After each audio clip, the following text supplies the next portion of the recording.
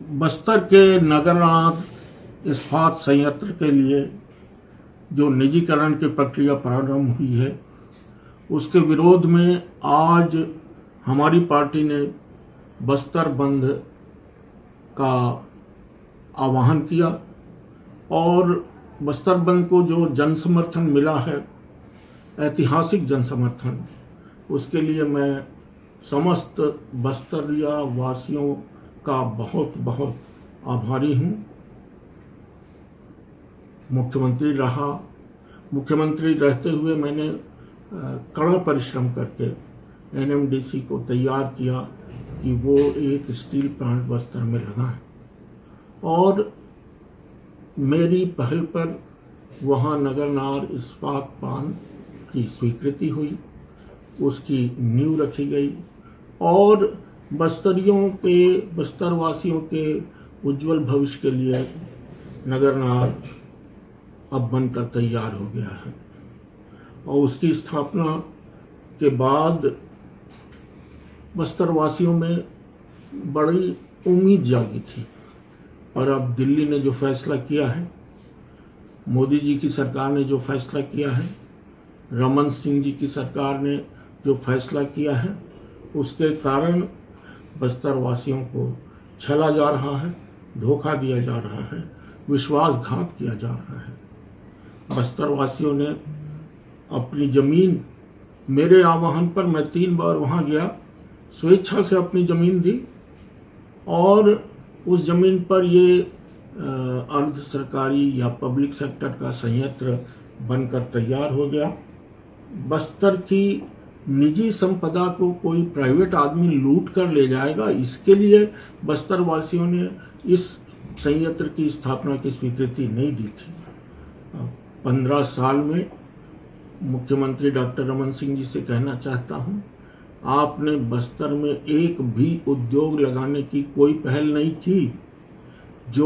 जिस उद्योग का मैंने भूमि पूजन किया था, उसको बमुश्किल तमाम अब आप इतने सालों बाद पूरा कराए हैं और अब आपको कोई अधिकार नहीं बनता है कि आप उस संयंत्र को निजी हाथों में बेच दें और उसका जो लाभ बस्तरवासियों के बेरोजगार युवकों को मिलता, वहाँ के व्यापारियों को ठेके के माध्यम से मिलता, वहाँ की अर्थव्यवस्था में सुधार आने के कारण अन्य लोगों को मिलता, वो आपकी इस पहल से, निजीकरण से सब समाप्त हो जाएगा। डॉक्टर रमन सिंह जी, आप दिल्ली के हितैषी हैं, बस्तर के हितैषी नहीं हैं।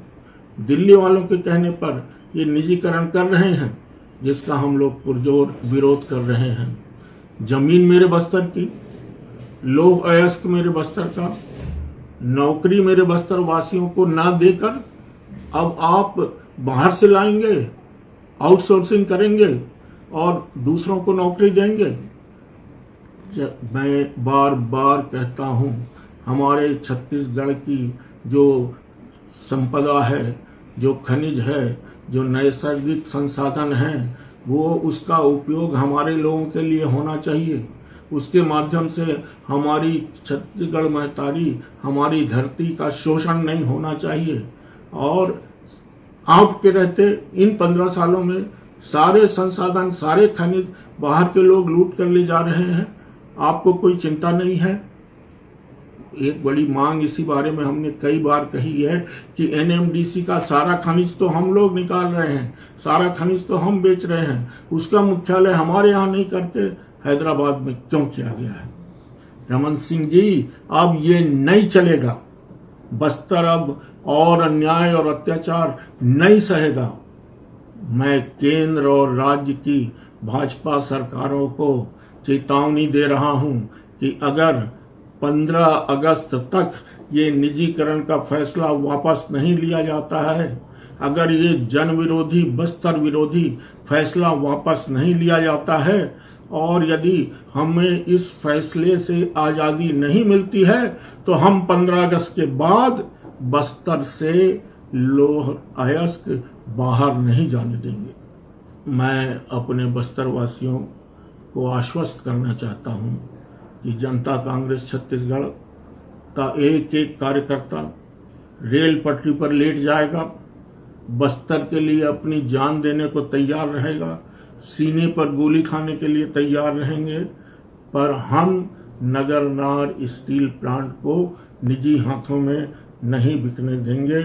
हम अपनी संपदा को, अपने खनिज को, अपनी नैसर्गिक संपदा को लूटने की इजाज़त न तो नरेंद्र मोदी जी को देते हैं और न डॉक्टर रमन सिंह जी को देते हैं। ये आंदोलन चलेगा, बढ़ेगा। हम एक छटाक भी लौहअयस्क, बेलाडीला और अन्य क्षेत्रों से आपको बाहर नहीं ले जाने देंगे।